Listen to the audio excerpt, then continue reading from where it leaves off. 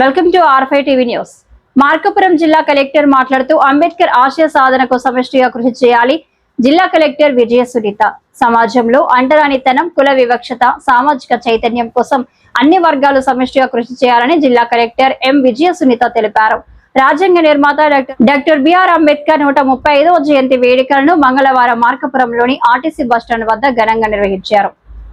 ఈ సందర్భంగా అక్కడ ఉన్న అంబేద్కర్ విగ్రహానికి జిల్లా కలెక్టర్ తో పాటు ఎమ్మెల్యే కందుల నారాయణ రెడ్డి తదితరులు పూలమాలతో ఘనంగా నివాళులర్పించారు.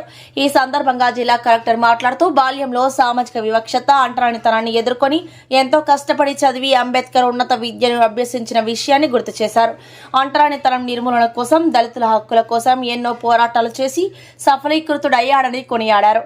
రాజ్యాంగ ముసాయిదా కమిటీ అధ్యక్షుడిగా రాజ్యాంగ రూపకల్పనలో కీలక పాత్ర పోషించి చరిత్రలో ప్రత్యేక స్థానాన్ని లిఖించుకున్నారని తెలిపారు.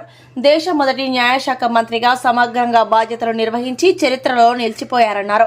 ఎమ్మెల్యే కందుల నారాయణ రెడ్డి మాట్లాడుతూ ఆనాటి సమాజ పరిస్థితులను తట్టుకుని తన విద్య, అపార మేధస్సుతో అనుకున్న లక్ష్యాలను సాధించారన్నారు. చదువు సమీకరించు, పోరాడు అనే అంబేద్కర్ నినాదాన్ని నేటి యువత పాటించాలన్నారు. వర్ణ వివక్షత లేని సమాజాన్ని చూడటమే మనం జాతికిచ్చే అసలైన సంపదని వివరించారు. ఈ కార్యక్రమంలో DSP Nagaraju, ASWO Sivanayak, municipal commissioner Narayanarao, ఇతర ఎస్సీ నాయకులు పాల్గొన్నారు.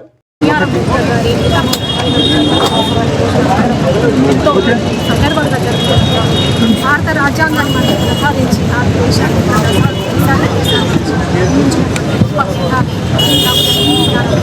చిన్నతనంలో ఎన్నో అవమానాలకు గురైనప్పటికీ కూడా తన ఆత్మవిశ్వాసాన్ని కోల్పోకుండా అత్యున్నత చదువులు చదివి దేశానికి ఆయన జీవితం మొత్తం మనందరికీ కూడా ఆదర్శం. ఆయన చెప్పిన అందరం కూడా నడవాలి. అదేవిధంగా సమాజంలో నెలకొన్నటువంటి అవమానాలను సాగించడానికి మనల్ని కూడా మనం కృషి చేయాలి. ముఖ్యంగా భారత రాజ్యాంగం మనకు అందించినటువంటి న్యాయం, స్వేచ్ఛ, సమానత్వం, సామాజిక న్యాయం, ఈ సూత్రాలన్నింటినీ కూడా మనం పాటించాలని కోరుతున్నాను. అదేవిధంగా న్యాయం, స్వేచ్ఛ, సమానత్వం అనేది చట్టబద్ధంగా అందరికీ సమానమే అని చెప్పి నిర్ణయించినటువంటి మహామేధావి అయినటువంటి డాక్టర్ బిఆర్ అంబేద్కర్ గారి ఆలోచనలను, ఆశయాలను, వారి స్ఫూర్తిని మనందరం కూడా కొనసాగించాలి. ఈ సందర్భంగా మనం అందరం కూడా మరోసారి పునరంకితం కావాలని